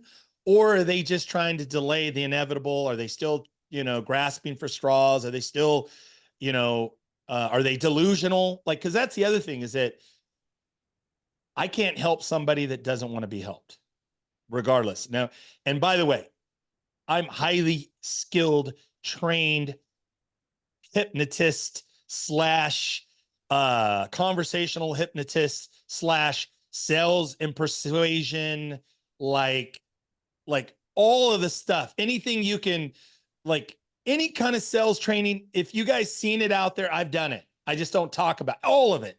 I don't care. All of it. All of it. I own the program. I've gone through the program. I got a certificate somewhere behind me in a folder. I've got all of it. Doesn't matter how good I am at sales and persuasion. If somebody is disillusioned, if they don't want to be helped, you can't help somebody that doesn't want to help themselves, So it's like, so that's the biggest thing. I avoid those. And the reason why this is such, and I'm going to like, basically a couple more questions, but we're in the wrap up phase of this meeting. If they don't want to help themselves, if they're not surrendered, if they're not, those three things that I just said.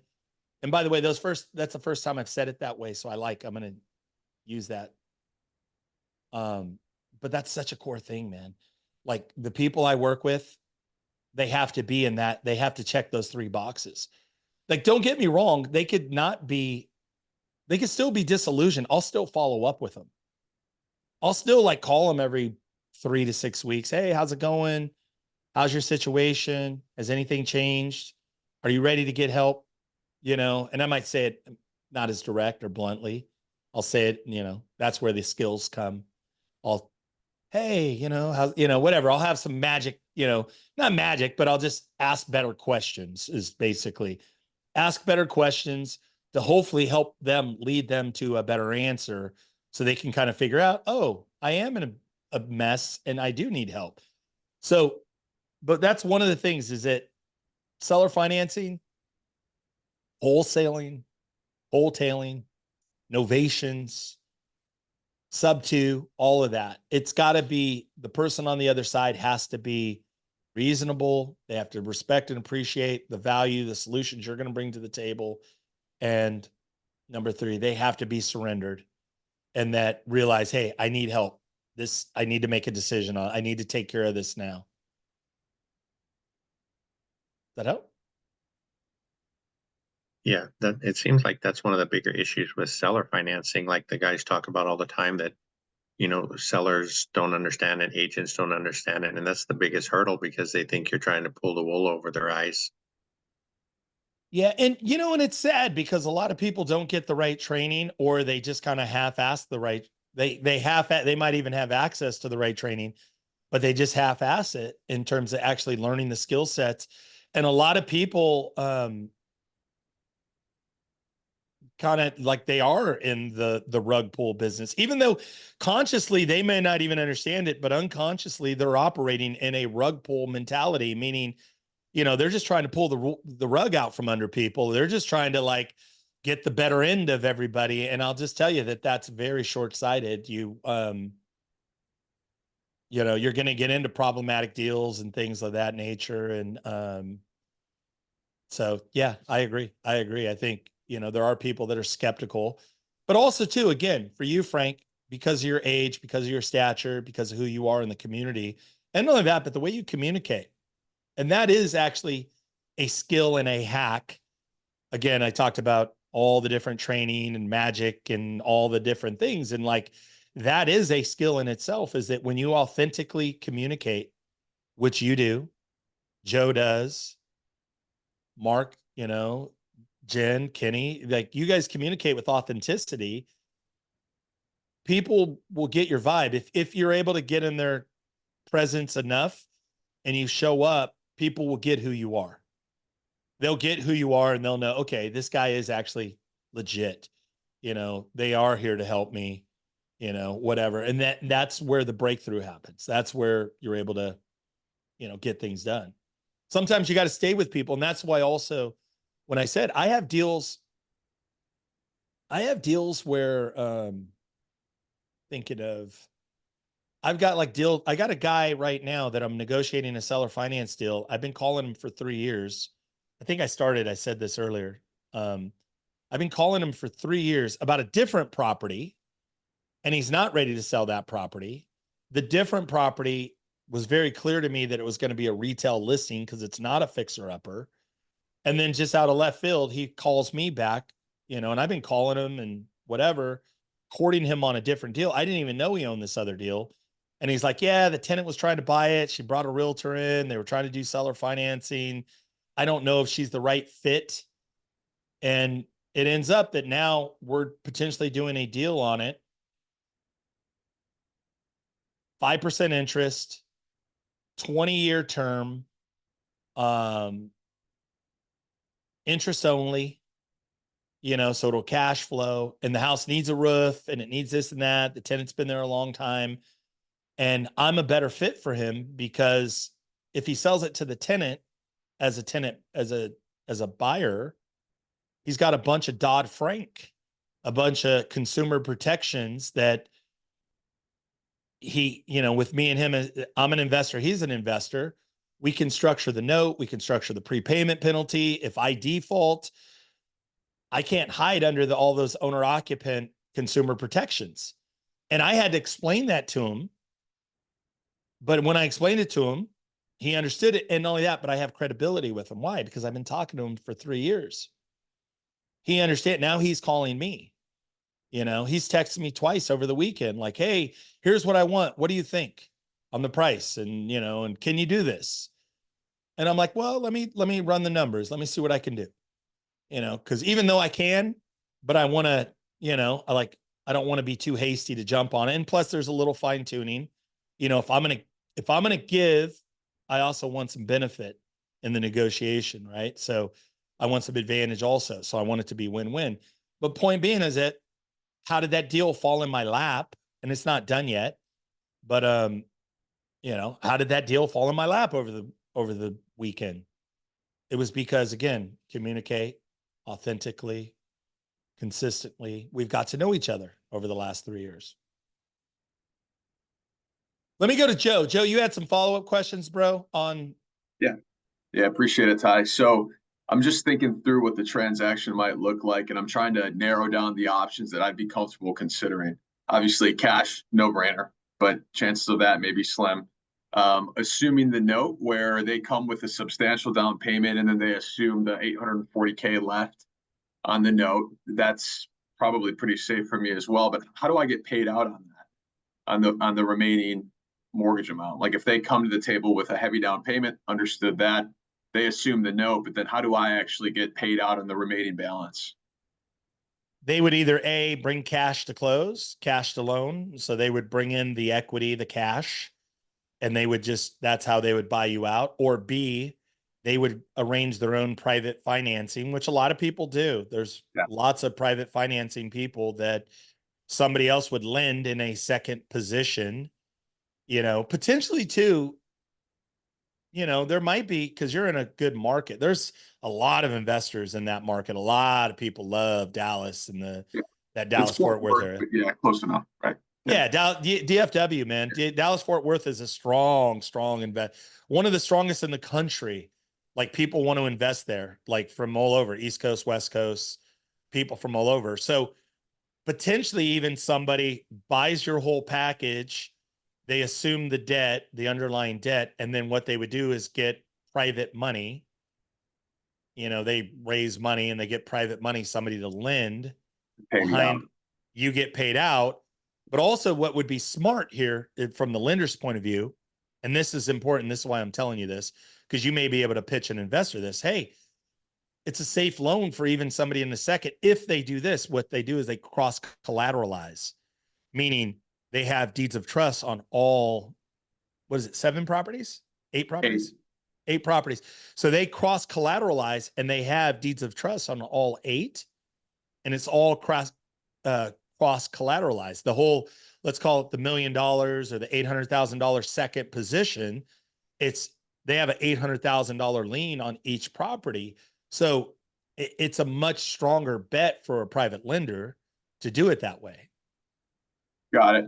And then would I have to, would there be like closing costs that happen again that I'd have to probably eat and pay into the deal because the existing loan is, they have to requalify that new person?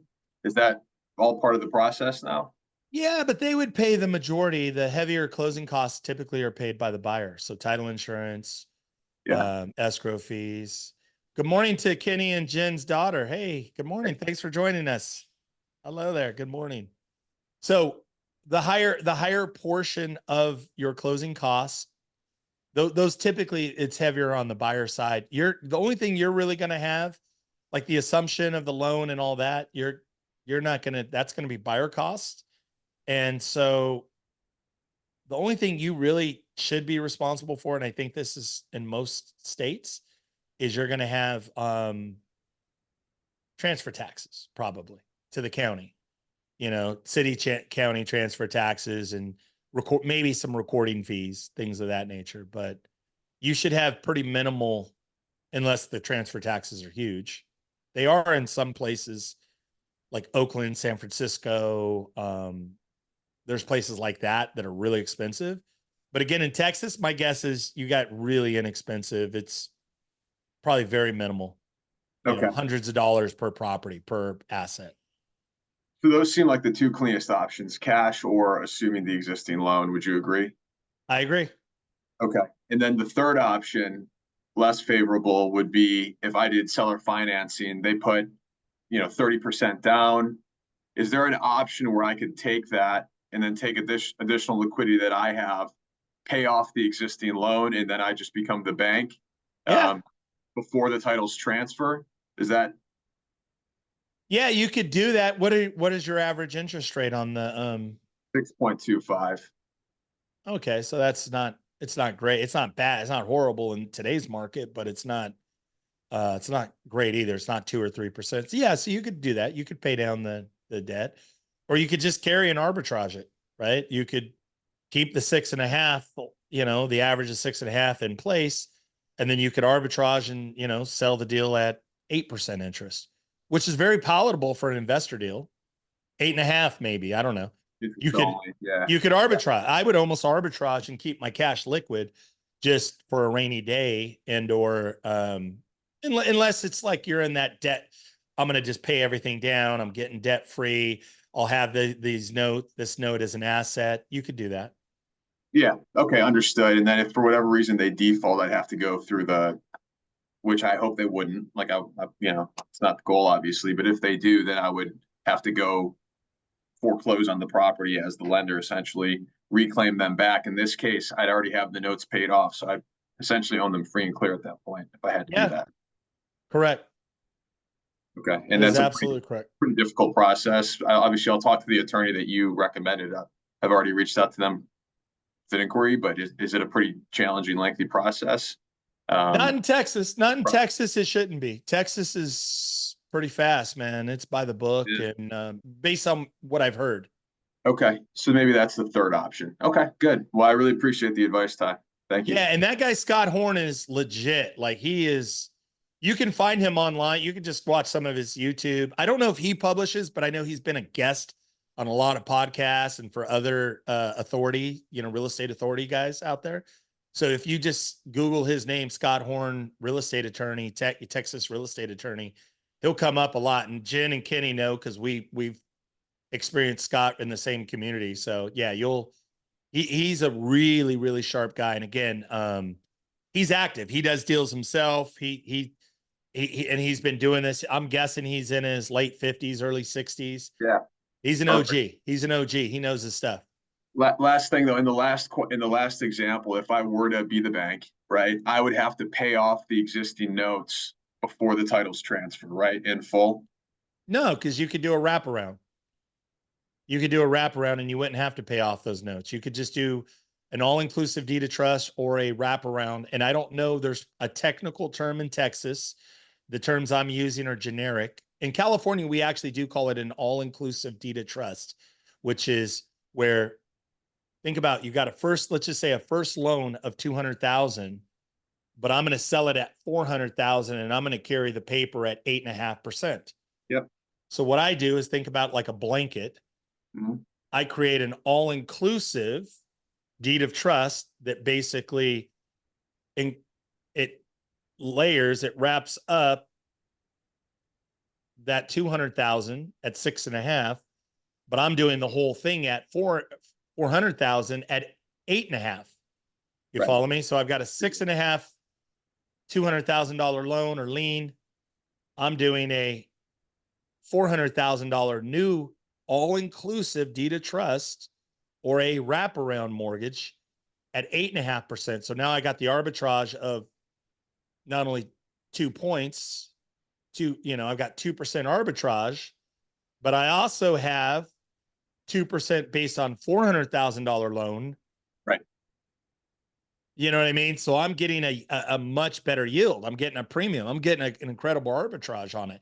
So that's just an example. But again, Scott Horn will be able to break it down in the Texas, because Texas has a very specific, but wraparound mortgage is a generic term that's used nationwide, but he'll know what you're talking about. And then I could just do an acceleration clause potentially after 5 years, right? Yeah. And Yeah. they pay me out after 5 in full. Yeah. Yeah. You can do a balloon. You can do a balloon payment. And if you really want to put them under pressure, give them a 2-year balloon.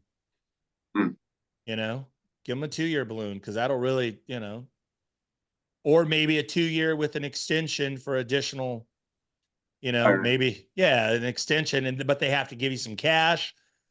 They got to give you, 2%, 3% of what the loan amount is for an extension, something like that. So now you get another liquidity event, you get another little cash infusion. So that might be nice. So even if you were willing to go 5, do 2 years and then make them pay for the extra 3. This is great. You see how, but that's how banks make money. That's how mortgage companies make money, is all these little, they do it different, but the way I'm describing is now you're getting into banking, servicing. There's all these little, that's how they make money. Yeah, which is a different business that I'd have to learn, but I'm confident I could probably figure it out. Again, I don't have to sell. That's the good news. They're not like, this isn't a fire sale. I'm not in a position where I need to. I just think, I've got other investment opportunities, and the liquidity would be helpful for those. So if you do transfer title and you sell, you will have a tax event, though, just so you know. I know. You'll have a capital gains tax event.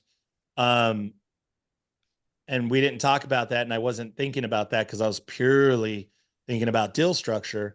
But even let's just say in theory, you sell the deal on a wraparound mortgage, all-inclusive deed of trust. It's the same thing. You sell it, but you only get 10% down. You're still going to have a cap gain, because you're going to get a settlement statement and a 1099 based on the gross of the overall sales price. Even though you're carrying back the paper and you got 10%, you're getting 10% interest on this all-inclusive deed of trust that's wraparound. You got this killer cash flow now, right? You just increased and optimized your cash flow, but you're going to have a capital gain. So if you only take 10% down, you could really screw yourself on not having enough cash to pay your capital gain. So you got to make sure that, understanding what your cap gain is, that you realize enough cash to deal with your cap gain. And not only that, but also liquidity, that you have liquidity for emergency. What if they default? What if you have problems? So that's also, you have to factor that in and calculate your cap gain. The other thing I would say is that if you sell on a lease option, you do not have the cap gain. Okay.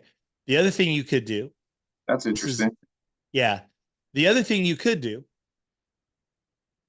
if you are still very real estate centric, is if you sold 30% down, you got the cap gain, go out and buy an apartment building or go out and buy another deal, and then just do a cost segregation and to offset your cap gain. And so now potentially you're in a much better position if you're going to stay and keep your foot on the gas on real estate investing. So that's a way that you could offset your cap gain, is go out and buy another deal, go out and buy an apartment or something, 10 units, seller financing. That would be tough for me, right? I'm in tech full time, and there's some other opportunities and different funds that I want to put my money into that are more related to that, and that's more where I want to play. So the 1031 doesn't seem like an option at this time, especially for equal or greater property. So I'd have the boot tax, right? And the different. But I'll have to look. I'll have to do more around the lease option and understand that, because if I could avoid capital gains, that would be great. I don't know enough about that, right? So I'll look more into that and see if that's applicable. I love it. I love it. Any last burning questions? Anybody? Appreciate it. Awesome, Joe. Nice to meet you. I just want to remind everyone that Jen and Kenny are going to be on my live stream tomorrow morning. So yeah. And is that on YouTube? Yeah. And you posted that. That's the let's see here. What time? 9 a.m. Pacific they'll be on. It's going to be like a couples theme. So it's going to be them and some other couples in the community, and kind of talking about how they're doing it as power couples, as you would say. I love it. I love it. I love this community, man. I love all that we're doing here is so awesome. And so financial firefighter is it? And it's FIRE so his YouTube is the financial fire-fighter on YouTube. I love it. You got a lot of good content here too, man. You got, 285 videos. I love it. What are you doing in Pittsburgh? What's the average buy price in Pittsburgh? 125, maybe 200, but kind of like Frank was talking about. I'm probably going to be looking for more like Burr type stuff coming up, shortly. I think I bought a lot of, as you would say, base hit type stuff. So I, don't have as much upside as I probably will be looking at. So that's kind of more what I'm focusing on now, is looking for that kind of bigger upside plays. Got it. And so if you buy for, let's say 120, how much is your rehab cost? Are those turnkey? Those are more like rent ready type stuff, turnkey rent ready. So if I'm going to do Burr, I'd probably be looking more in that under 100K price range, and it may be 50 to 60 rehab, and then kind of, low twos, 200K roughly, maybe. God, and then Burr out of it. Yeah, I like it. I like Burr. And I think Burr's still possible. People go, oh, you can't do Burr anymore. Well, you can if you buy right. If you buy better, you can Burr. That's the whole thing. I think this market is going to shift, not again, just enough to where we'll have more opportunities for creative, more opportunities for seller financing, sub 2, more opportunities for distress, wholesales, novations, fixer-uppers, flips, all the above. I think, the mediocre stuff isn't going to move the way that it did. All the stuff that was top shelf, still probably going to be really strong, not as strong. Instead of getting 5 to 8 offers, they're getting 2 or 3 offers, sometimes only 1 or 2. But, the market is moving a little bit closer to normal, which means more opportunity for all of us. You guys are all great. Thank you so much, Stain, Catherine, Mandy, Val. I didn't get to see you. Tam Tun. Thank you, Mr. Nguyen. Mr. and Mrs. Nguyen. I love it. And then Frank Contreras, the old guy, REI. I love it. So I will check you guys out on Wednesday night.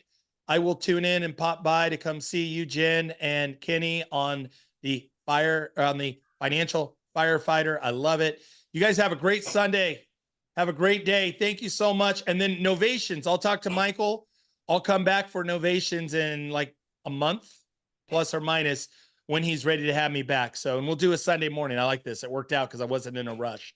So All right. Thanks, Ty. appreciate you guys. Take care. Bye-bye.